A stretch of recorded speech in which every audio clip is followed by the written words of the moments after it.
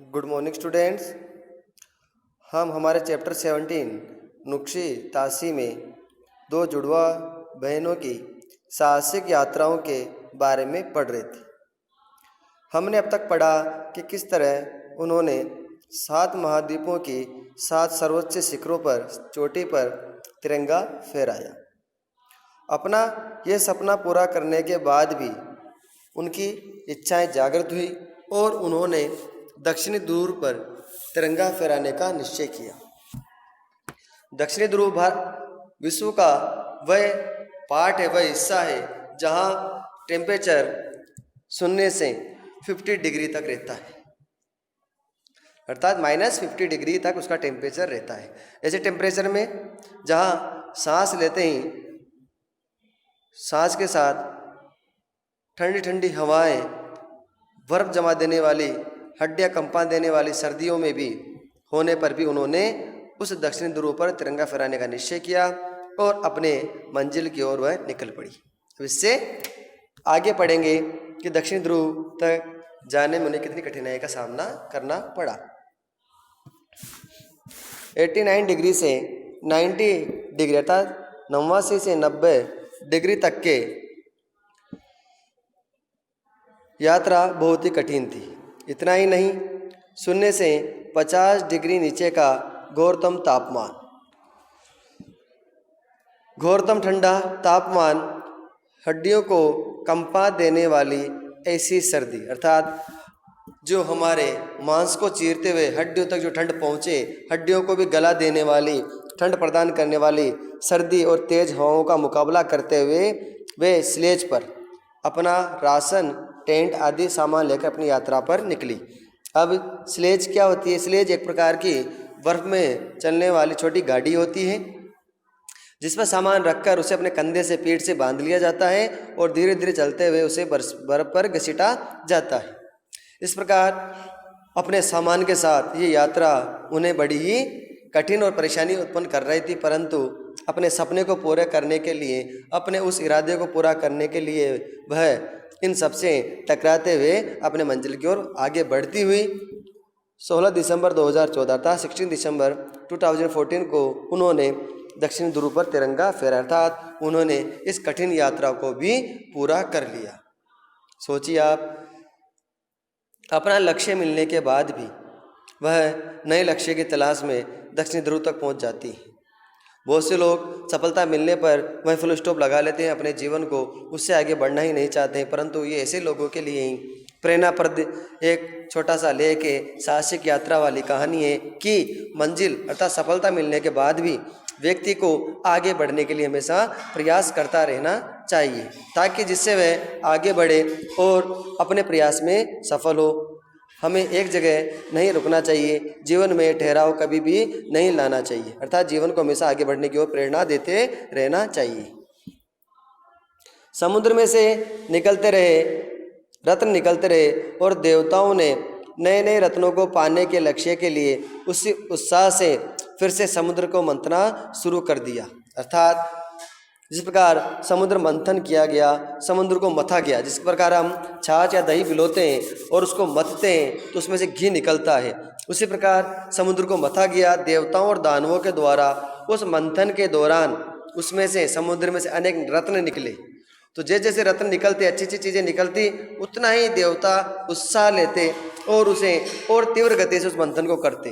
इस प्रकार व्यक्ति को सफलता मिलने के बाद नए उत्साह से अपने लक्ष्य को और भी अधिक प्रबल बनाने के लिए, प्राप्त करने के लिए अब उत्साह से अपनी मेहनत, परिश्रम करना शुरू कर देना चाहिए। कुछ ऐसा ही साहस नुक्शी और तासी का था, अर्थात ऐसा ही साहस जैसा उन देवताओं ने किया, तो ऐसा ही साहस उन नुक्शी और तासी का था। जैसे जैसे उन्हें सफलता मिलती वह उस और दुगने उत्साह से अपने नए लक्ष्य को प्राप्त करने के लिए वह उसमें लग जाते।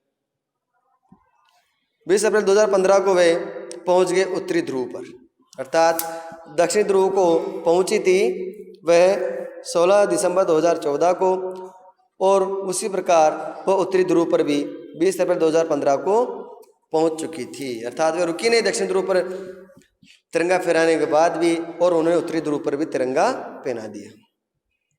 वह भी स्कैनिंग करते हुए अर्थात घसीटते हुए ये दक्षिण ध्रुव की तरह एक और साहसिक यात्रा थी। इसे भी उन्होंने पहले के समान ही उल्लास और उत्साह के साथ पूरा किया। अर्थात उन्होंने कभी भी अपने जीवन में निराशा को नहीं आने दिया।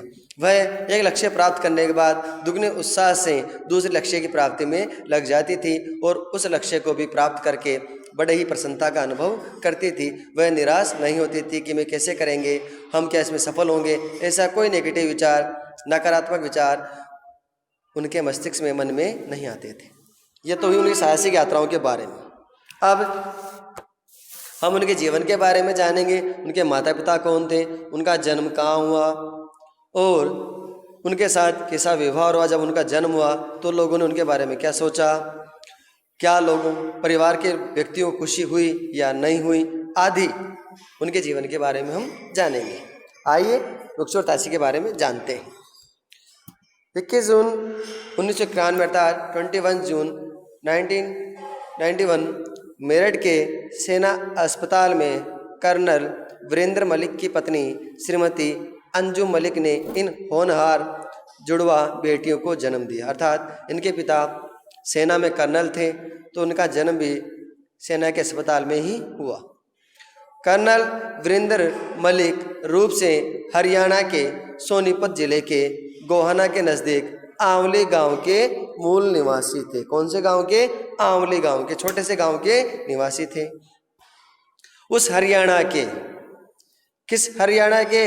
जो महिला और पुरुष अनुपात में देश में सबसे कम महिलाओं वाले राज्य के नाम से जाना जाता है। अर्थात जहाँ पर लड़कियों के जन्म को अच्छा नहीं माना जाता है, निराशा का वातावरण उस परिवार में हो जाता है, ऐसे हरियाणा प्रदेश के वह रहने वाले थे। और दूसरी विशेषता क्या है, यहाँ पर पूरे भारत का जो लिंगानुपात होता है, अर्थात किसी राज्य में कितने पुरुष हैं, 1000 पुरुषों पे जो महिलाएं होती है, उनके अनुपात से सबसे कम महिलाओं वाला राज्य हरियाणा है और सबसे अधिक महिला अनुपात वाला राज्य है केरल। तो दूसरे शब्दों में कहें तो हरियाणा वह राज्य है जहां ऐसे लोगों की एक बड़ी संख्या है जो कन्या के जन्म को अच्छा नहीं मानते। अर्थात आज के वातावरण में भी हरियाणा में ऐसे लोगों की संख्या ज़्यादा है जो लड़कियों के जन्म को अच्छा नहीं मानते हैं। मैंने कहा समाज आज कितना भी आगे बढ़ जाए, हम कितनी भी टेक्नोलॉजी इस्तेमाल करें, परंतु आज भी परिवार में, समाज में ऐसे लोगों की जनसंख्या, ऐसे लोगों की संख्या कम नहीं है जो लड़कियों के जन्म को अच्छा नहीं मानते हैं। ताशी और नुंगशी की ये 7 सफलताएं उन लोगों के लिए 7 बार जग झोरने के समान है। अर्थात उन्हें ये विचार करने पर आमादा कर देती है, क्या महिलाएं, कन्याएं लड़कों से भी कमजोर है? नुक्सी स्वयं कहती है कि गाँव में लड़के के ही जन्म पर थाली को चम्मच से पीटकर पूरे मोहल्ले में खुशी जताई जाती है। अर्थात नुक्सी और ताशी भी ये मानती थी कि लड़कों की अपेक्षा लड़कियों को इतना महत्व नहीं दिया जाता है। जब लड़के का जन्म होता है तो थाली से चम्मच पीटकर, एक पुरानी रिवाज है कि लड़के के जन्म पर थाली बजाई जाती थी, उस प्रकार पूरे मोहल्ले को खुशी जताई जाती है, परंतु लड़की के जन्म पर ऐसा कुछ नहीं किया जाता है। इसी बात को लेकर जब दोनों बहनों ने अफ्रीका की सबसे ऊंची चोटी किलिमंजारो पर पैर रखा, उसके बारे में नुक्शी ने कहा कि मैंने मेरी बहन के साथ चोटी पर पहुंचने पर जो पहला कार्य किया था वह था एक थाली को एक चम्मच से पीटना। अर्थात उन्होंने उन लोगों पर व्यंग्य किया है जो लोग केवल लड़कों को अपना महत्व देते हैं। इसलिए नुक्शी ने जब पहली बार अफ्रीका के सबसे ऊंची पर्वत चोटी किलिमंजारो पर पैर रखा तो उन्होंने सबसे पहला कार्य किया थाली को चम्मच से पीटना। अर्थात उन लोगों तक ये बात पहुंचाई जो लड़कियों को कमज़ोर मानते हैं। और नुक्शी ने संदेश देने की कोशिश की कि आज लड़कियां किसी भी क्षेत्र में, किसी भी कार्य में लड़कों से तनिक भी पीछे नहीं हैं। और ये अफ्रीका की चोटी पर पहुंचकर यही संदेश उन लोगों को उन्होंने सबसे पहला दिया। और थाली क्यों पीटी जाती है? ऐसा ग्रामीण भारत के कई हिस्सों में ज़्यादातर परिवारों में जश्न मनाने, जश्न यानी प्रसन्नता का वातावरण बनाने और लड़के के जन्म की घोषणा करने हेतु दिया जाता है। अर्थात एक परंपरा है, सामाजिक परंपरा है कि जब लड़के का जन्म होता है तो कांसे की थाली होती है, स्टील की थाली नहीं होती है। आजकल तो स्टील के बजाते थे, प्राचीन समय में कांसे की थाली और चम्मच से बजाया जाता था, जिससे हर घर को पता लग जाता था कि जिनके घर थाली बज रही है वहाँ लड़के का जन्म हुआ है। परंतु लड़की के जन्म पर ऐसी कोई परंपरा, सामाजिक वातावरण नहीं मनाया जाता था। परंतु प्यारे बच्चों, ये प्राचीन भारत में ऐसा नहीं होता था। हमारा जो वैदिक भारत है, जो प्राचीन भारत है, उसमें ऐसा नहीं किया जाता था। वहाँ लड़की और लड़कों को बराबर अधिकार दिए जाते थे, उनको बराबर सम्मान दिया जाता था। ऐसे कई उदाहरण मैंने पहले ही बताए, चाहे रामायण हो चाहे महाभारत हो, कई उदाहरण हैं जिनमें लड़कियों को लड़कों के बराबर अधिकार दिए गए, समान अधिकार दिए गए। परंतु धीरे धीरे पता नहीं कहाँ से हमारे समाज में ऐसी मानसिक विकृति आ गई कि हम लोग लड़कियों को बहुत कमज़ोर समझने लगे, लड़कियों के जन्म पर उत्साह नहीं मनाने लगे।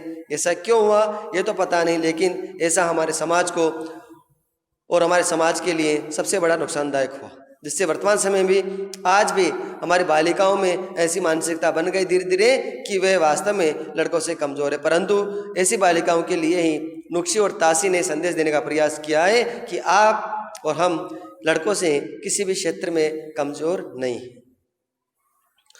पर्वत शिखर पर नुक्शे के द्वारा थाली चम्मच से पीटना उन सबके लिए खुली चुनौती है जो लड़कियों को लड़कों से कम समझने की भूल करते हैं। मैंने पहले भी समझाया है कि थाली पीटने का उन लोगों को खुली चुनौती और व्यंग्य है उन लोगों पर जो लड़कों को लड़कियों से अधिक महत्व देते थे। हमारे फिल्म निर्माताओं ने भी एक फिल्म बनाई थी दंगल, अगर आपने देखा हो। उसमें एक पिता अपनी बालिकाओं को पहलवानी सिखाते हैं और वह भी हरियाणा के ही रहने वाले थे, हरियाणा के किसी क्षेत्र से थे। तो जब वो लड़कियों को पहलवानी सिखाते हैं तो उनका तरह तरह से मजाक उड़ाया जाता है, तरह से उन पर व्यंग्य किया जाता है, परंतु उन्होंने अपने लक्ष्य को नहीं छोड़ा और उस बालिका ने, जिसका नाम गीता बताया गया था, हरियाणा की जो रहने वाली थी, गोल्ड मेडल प्राप्त किया एशियन कुश्ती प्रतियोगिता। उसके बाद से उनका सम्मान बढ़ा। इसलिए नुक्शे और ताशी के द्वारा भी इस प्रकार चम्मच पीटना उन लोगों के लिए खुली चुनौती थी जो लड़कियों को लड़कों से कम मानते थे, लड़कियों को बड़ा कमजोर समझते थे। बताओ, ये मानो चुनौती मानो उनसे पूछती हो, बताओ लड़कियां किस प्रकार लड़कों से कम है। अर्थात आप हमें बताइए कि हम अर्थात बालिकाएं लड़कों से किस क्षेत्र में कमजोर हैं। क्या पहाड़ों पर चढ़ना केवल लड़कों का काम है? तो हमने उस कार्य को भी कर दिखाया, अर्थात उन लड़कों को खुली चुनौती दिए इस प्रकार के लिए मंजारों पर चढ़कर, और एक नहीं 7 बार हमने इन बर्फीली चोटियों पर चढ़कर सिद्ध कर दिया है कि लड़कियां भी लड़कों से शारीरिक क्षमता हो, मानसिक क्षमता हो में किसी भी प्रकार से कम नहीं है। वह हर क्षेत्र में उन लड़कों को चुनौती दे सकती है जिस क्षेत्र में लड़के ये कहें कि हम उन लड़कियों से अधिक हिम्मतवर हैं। और इन्होंने ऐसी साहसिक यात्राओं के साथ साथ पढ़ाई की चुनौती को भी इन दोनों बहनों ने डटकर मुकाबला किया। अर्थात वह केवल साहसिक यात्राओं में ही नहीं रही, वो साहसिक यात्राओं में जाने के साथ साथ उन्होंने पढ़ाई के क्षेत्र में भी ऐसी लड़कों का, ऐसी चुनौतियों का डटकर अडिग रहकर बिना हिले डुले, बिना घबराए बड़ा ही मुकाबला किया। अर्थात उन्होंने पढ़ाई के क्षेत्र में भी लड़कों को खुली चुनौती दी और संदेश देने का प्रयास किया समाज के अंदर की लड़कियां साहसिक यात्राओं के साथ साथ पढ़ाई में, शिक्षा में भी लड़कों से किसी प्रकार कमजोर नहीं है। और व्यक्ति को, समाज को ये समझना होगा कि अब वो समय नहीं है कि लड़कियां डरकर हर कार्य से पीछे हट जाती थी और लड़के उन कार्यों को कर क्योंकि उनके सामने कोई ऐसी महिला चुनौती के रूप में खड़ी नहीं होती थी और अपना कार्य सरलता से कर देते, परंतु अब ऐसा नहीं है। अब हम बालिकाएं भी उन लड़कों को, पुरुषों को हर क्षेत्र में चुनौती दे सकती हैं। पिता कर्नल वीरेंद्र सिंह मलिक के सेना की नौकरी में जगह जगह तबादले होते रहे और साथ ही बदलते रहे ताशी और नुक्शी के स्कूल। अब क्योंकि उनके पिता एक कर्नल थे और सेना में किसी भी व्यक्ति को 1 साल से ज़्यादा ये तो मैं ज़्यादा बता है, अधिक किसी भी क्षेत्र में नहीं रखा जाता। उन्हें परिवर्तन करते रहते हैं ताकि उनकी जान पहचान लोकल व्यक्तियों से ना बढ़े और सेना के किसी भी प्रकार से कोई हानि न पहुंचा सके। इसी कारण से अब उनके पिता का ट्रांसफ़र होता, तबादला होता, तो उन्हें भी बार बार स्कूल का परिवर्तन करना होता। उनके स्कूल भी बदलते, नया माहौल मिलता, नए अध्यापक मिलते, नए लोग मिलते, फिर भी उन्होंने उस पढ़ाई की चुनौती का डटकर मुकाबला किया। अर्थात उन्होंने पढ़ाई के क्षेत्र में भी एक प्रकार से अपने माता पिता और गांव का और स्वयं का नाम रोशन किया। क्यों? और उनके साथ ही उनके स्कूल भी बदलते रहते। अब वह कहाँ कहाँ गए, कहाँ कहाँ उनके तबादले हुए, किस स्कूल में वो पढ़े, साथ ही उन्होंने शिक्षा क्षेत्र में कौन कौन से कार्य किए, ये सभी हम हमारी अगली कक्षा में अध्ययन करेंगे। अब तक हमने नुक्शीतावन की साहसिक यात्रा, नुक्शीतासी के जीवन और किस क्षेत्र से वह आती हैं आदि का अध्ययन किया। धन्यवाद।